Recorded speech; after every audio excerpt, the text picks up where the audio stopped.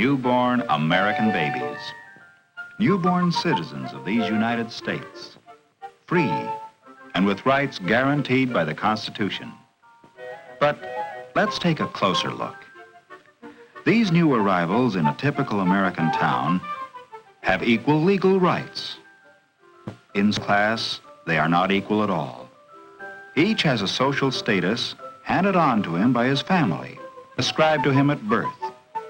Meet Guilford Ames III, the latest addition to one of the town's upper-class families. Guilford Ames II is the wealthiest man in town. He owns a large factory. The Ames is one of the oldest families in the community, and so it represents prestige as well as wealth. This is where an Ames family has lived for the last 100 years, and this is where Guilford Ames III will live. Like most of the babies here, this one, Theodore Eastwood by name, has an ascribed status of middle class. His father is Joseph Eastwood, high school educated and a white-collar worker in the Ames factory. He has a steady, skillful job and is comfortably off, but the chances are that he will not advance much beyond his present status. The mortgage on his house is on its way to being paid, and someday it undoubtedly will be. Although young Ted Eastwood has an ascribed status of middle class, the best status he achieves during his lifetime may be higher than the one he was born with. It could be true to maybe David Benton, whose ascribed status is lower class. David's father is Michael Benton, an unskilled factory worker who has a meager education. Mr. Benton rents the upper floor of a two-family house in a rundown section of town. The ability to rise from an ascribed status to an achieved one is called vertical mobility and is particularly characteristic of the United States. There are class lines within each general group, and these vary geographically and in relation to nationality, religion, and race. Class exists in the United States as it does everywhere, and it plays a vital part in the life of every community. Let us follow the lives of these three babies and see how class affects them.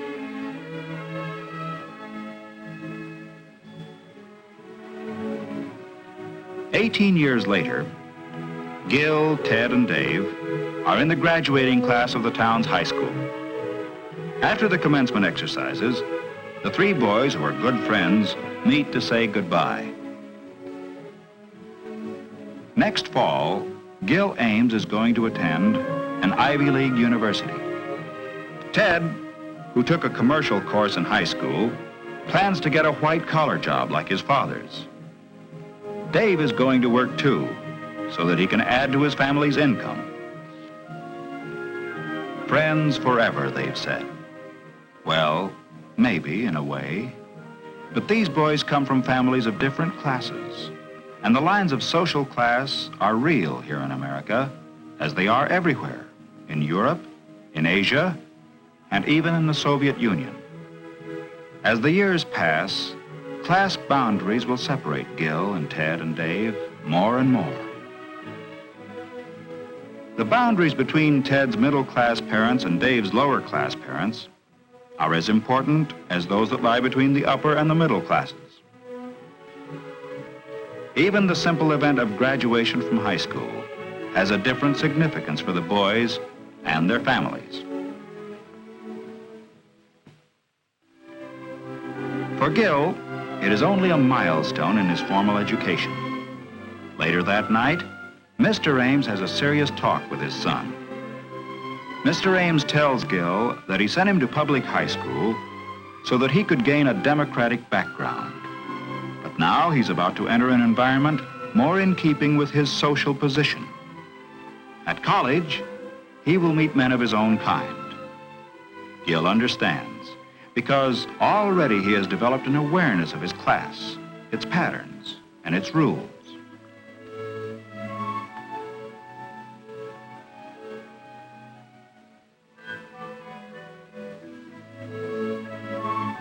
In another part of town, the Eastwoods have just finished dinner, and Mr. Eastwood is talking with Ted about his plans for the future. Ted's record in high school was generally good, but there was one subject in which he excelled: drawing. Ted would like to do something professionally in the art field, but his father discourages him. In the light of Mr. Eastwood's own experience, security lies in business and white-collar work.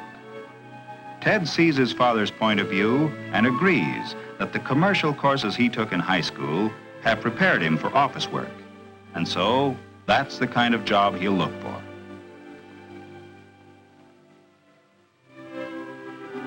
In the Benton household, graduation from high school is an event worthy of celebration, and a family party in Dave's honor is in progress.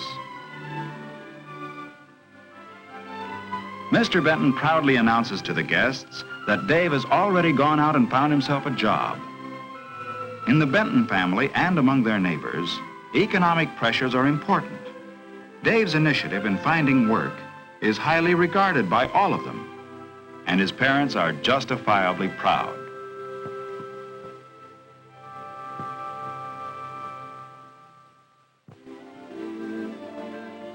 Four years later, Dave, 22 now, has a job at a local gas station. Although he's still only a gas station attendant, he's studying to be an automobile mechanic. The driver of the car is his old friend of high school days, Gil Ames. Gil has graduated from college now and is on his way to start work in his father's factory. Dave is going to be married just as soon as his job of auto mechanic comes through.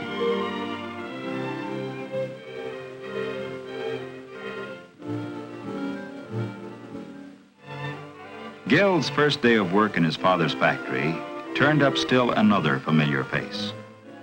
Ted Eastwood has a job in the bookkeeping department. Mr. Ames is taking his son on a tour of all the departments of the factory.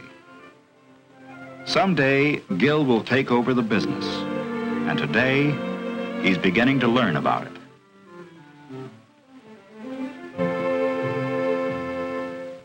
Kind of rocked you, didn't it? Gil Ames with his future all laid out for him. But you're Ted Eastwood, stuck in a job you'll be in all your life. Why don't you get out? What's keeping you here anyway?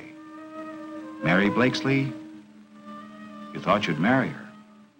But remember what she said that day in the car? Her car, of course. But can't you see it's impossible, Ted? It's not just money. We live in different worlds. Sure, different worlds inside this town, but there are other worlds, bigger towns. You've got some money saved, go to New York. Give it a try for 6 months. And if you fail, only you're not going to fail. And Ted didn't fail. He had talent and the ability to work hard. He started with a job in the art department of a large advertising agency. They called him a production assistant, but actually, he was a sort of glorified errand boy. But at least he was through with bookkeeping and close to the kind of work he liked.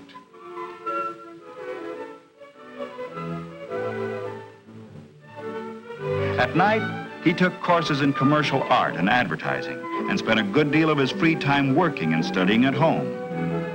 In the years that followed, Ted gained a thorough technical knowledge of his field.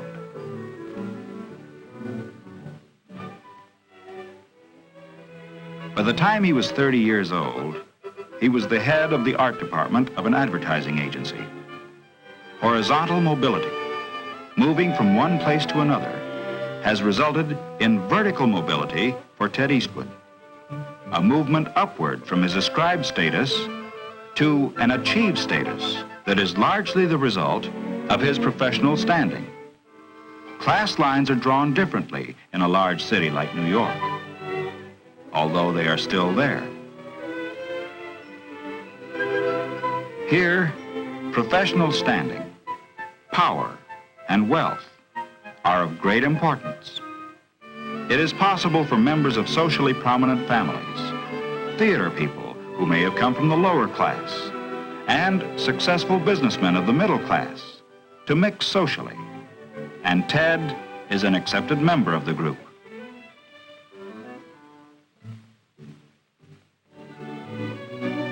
But when Ted returns to his hometown on a vacation, how does he fare?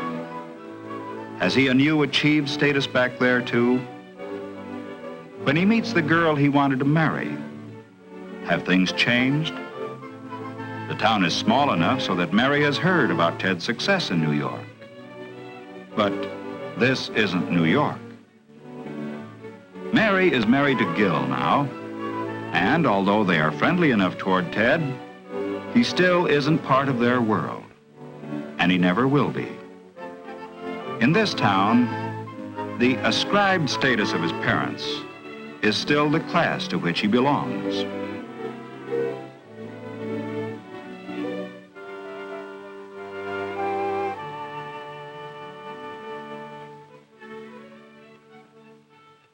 Ted's mother brings him up to date on all the town gossip, but he only half hears her. The meeting with Mary has stirred old memories in him. He's remembering what she said to him about different worlds. He knows now that to her and Gil, he's still the nice kid from the wrong side of the railroad tracks, no matter how successful he is.